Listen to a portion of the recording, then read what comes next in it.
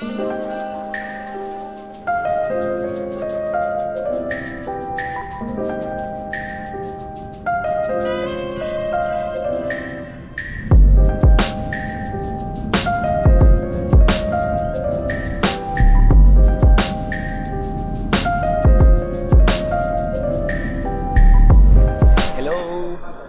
to Japan! So, ang ano namin is, nasa airport kami ng Kansai. Ang goal namin is makapunta sa Dotonbori. Para kumain. Parang check-in muna din tayo. Nakabili na kami ng one pass na ticket. Ano yung ticket? So, punta kami dito sa Nankai, papunta sa Namba.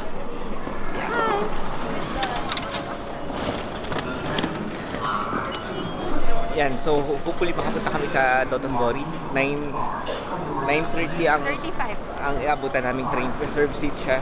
Yan. Kasi sa bag. Kasi dahil sa bag. Kasi malalaki yung bag. Naantay lang namin yung 9:35 na train. So, maaga-aga pa kami. Try tayo ng vending machine.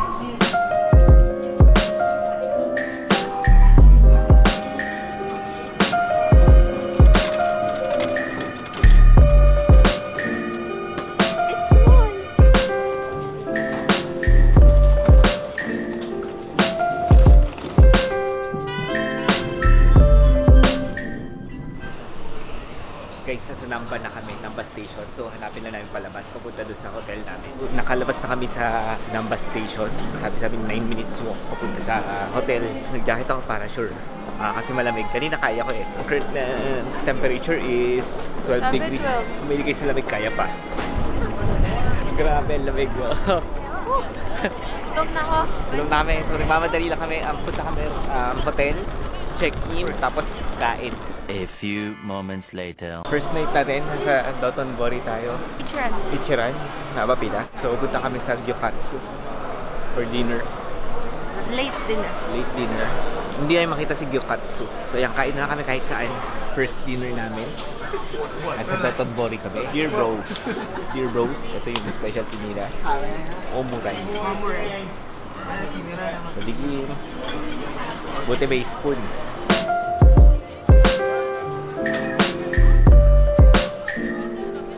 Yan, first bite sa order ko.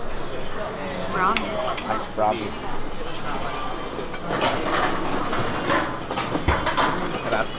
Yan, so kain na kami, tapos ikot ulit guys. Tapos na kami, quick kain lang. Busog na. First time namin nakakain ng omurice. Sarap. Okay yung nandun, mag-isa lang siya. So hanap pa kami about food.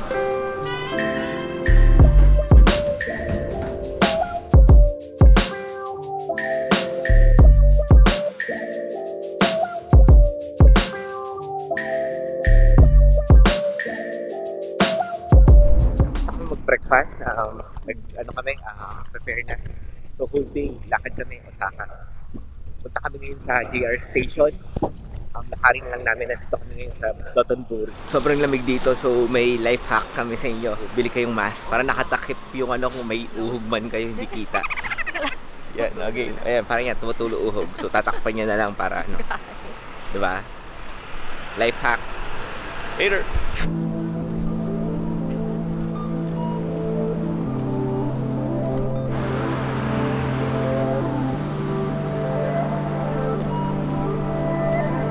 Sa Japan, keep left.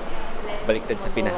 Ang goal namin is kunin muna namin JR Pass namin. Then, pa-reserve na kami ng mga seats sa mga plans namin. Then, tsaka kami ikot sa Osaka. Meron kaming mishap. So, akala namin kung JR Pass yun, sa JR Station kami papapalit ng ticket. Pero ang sabi sa Osaka lang or sa Shin Osaka.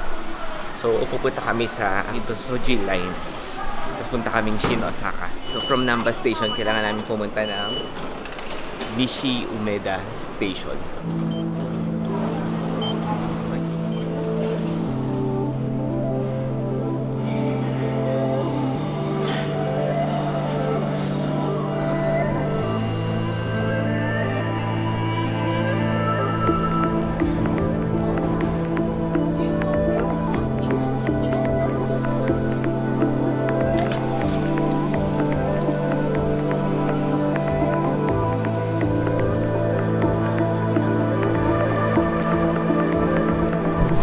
Yan guys, nakuha na namin JR pass namin. From Osaka to Tokyo kami tomorrow. So right now, hanapin namin yung Midosuji line.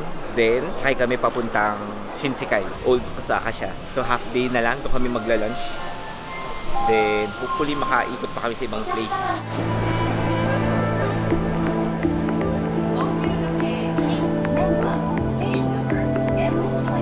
Nasa Dobutsuin na station na kami. So lalakad kami papunta Shinsekai.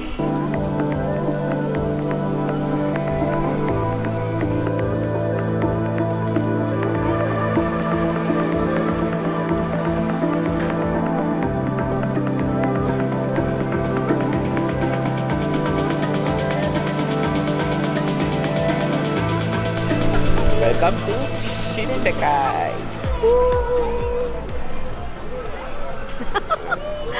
Nahilo ako. Daming tao. Ganda. Makulay siya. Parang mix yung modern sa traditional. Explore namin din, hanap kami ng food. Grabe yung ano dito, yung mga logo or yung display. Ano ba tawag yan? Design ng mga restaurant. Sobrang grand niya. And karamihan... Colorful. Ito, colorful. Yan. Kagaya niyan, yan. Parang kilala tong octopus na yan eh. Ito yung mukha. Yan. Tapos, hindi ko alam ba't laging may galit na chef. Ayan. Astig, nakaka-enjoy mag-ikot-ikot. Sakto, ang ganda maglakad pagka winter. Hanap kami ng kainan. Nakalagay doon, birthplace of Kushikatsu Daruma. So, mukha siyang masarap kasi maraming nakapila. Try namin yan.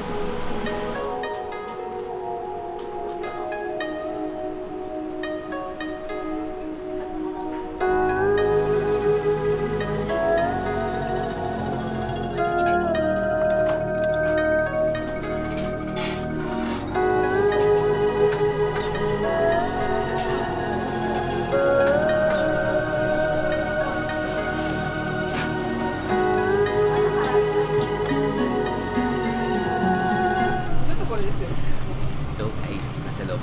So, umorder kami ng mga combo dito. Set B and Set C. Then, nag-order ako ng cold sake.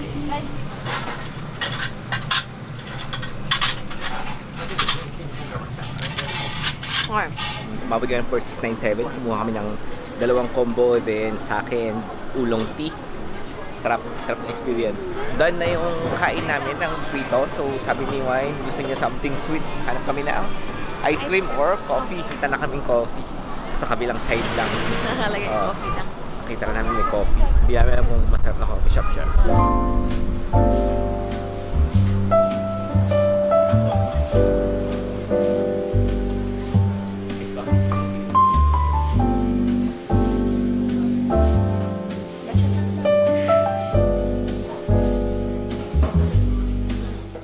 So we're here sa Causeway Cafe. Causeway ba?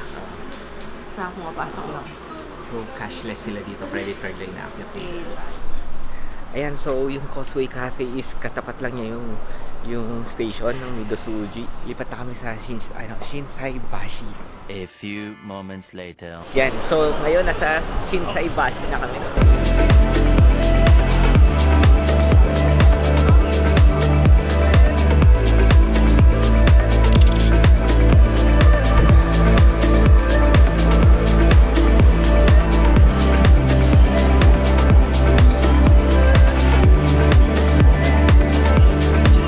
Dito kami ngayon sa famous Running Man or yung Glico.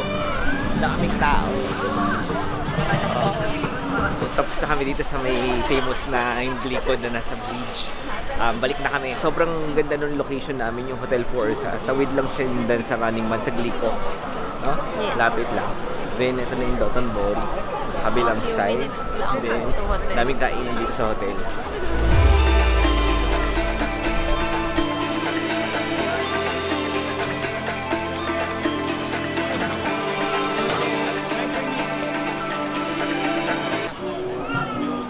Guys, nagpahinga lang kami saglit. So, galing kami sa Hotel Forza. Pupunta kami sa isang restaurant na medyo high-end. Matsusaka Gyu. Malapit dito sa Namba.